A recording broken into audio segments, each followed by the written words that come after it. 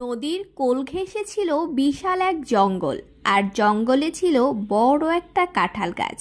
কাঁঠাল গাছে দুই ডালে দুইটা কাঁঠাল ধরেছিল। একটা কাঁঠাল বেশ বড় আর অনেক সুন্দর, কোনো এবড়ো থেবড়ো নেই। আর অন্য একটি কাঁঠাল ছোট এবং অনেকটাই এবড়ো থেবড়ো। বড় কাঁঠালটা বেশ অহংকারী। সে কথায় কথায় ছোট কাঁঠালটিকে খোঁটা দিয়ে কথা বলতো, অনেক কষ্ট দিত। কিন্তু ছোট কাঁঠালটা বলতো, দেখো, তুমিও কাঁঠাল আর আমিও কাঁঠাল। তুমিও বাংলাদেশের জাতীয় ফল আর আমিও বাংলাদেশের জাতীয় ফল। তুমি একটু দেখতে সুন্দর, কিন্তু আমিও কাঁঠাল, আমরা একই গাছের, আমরা বন্ধু।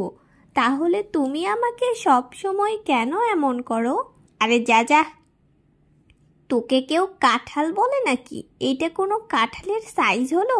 আমার দেখে দেখ, আমি কত সুন্দর, কত বড় আর কত ছলছলে। তোর মতো বেকা তেরা নয়, এবড়ো থেবড়ো নয়, আর এত ছোটও নয়। তোকে তো কেউই পছন্দ করবে না। আর আমাকে দেখ, আমি কত সুন্দর। নিজের রূপের অহংকার করতে করতে বড় কাঁঠালটা ভুলেই গিয়েছিল তার পেকে যাওয়ার সময় হয়ে গেছে। একদিন একটা ছোট্ট টুনটুনি এসে বড় সুন্দর কাঁঠালটার ডালের উপরে বসলো। আর কাঁঠালটা তখন, ছি ছি ছি, এই দুষ্টু টুনি, তুই এসে আমার ডালটার উপরেই বসলি কেন? তোর গায়ে কত নোংরা। ছি, এসব আমার গায়ে লেগে যাবে। যা যা, হুশ হুশ। অমন করো না, মনে হচ্ছে টুনটুনিটা খুব ক্লান্ত। টুনটুনি, তুমি এসে আমার ডালে বসো। হ্যাঁ হ্যাঁ, তাই কর। তুই গিয়ে ওই ডালে বস। ওর গা কেমন এবড়ো থেবড়ো দেখছিস না? তোর জন্য ওটাই উপযুক্ত জায়গা। টুনটুনি অহংকারী কাঁঠালের কথা শুনে মন খারাপ করে অন্য ডালে গিয়ে বসলো।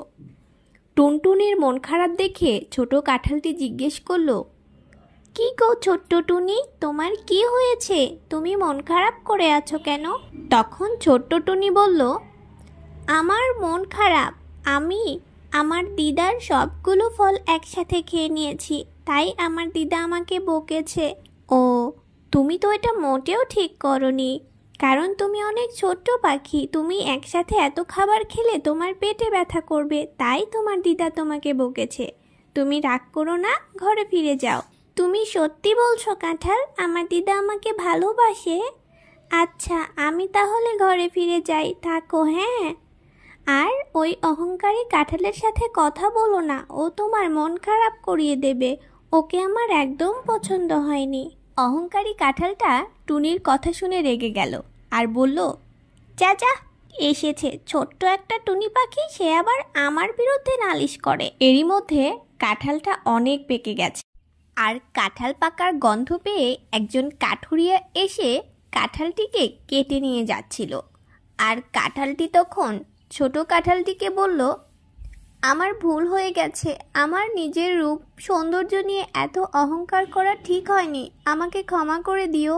এই গল্প থেকে আমরা যেটা শিখলাম তা হলো, অহংকার পতনের মূল। কখনোই অহংকার করা ঠিক নয়। নিজের রূপ সৌন্দর্য সারা জীবন থাকে না, তাই কখনোই অহংকার করো না।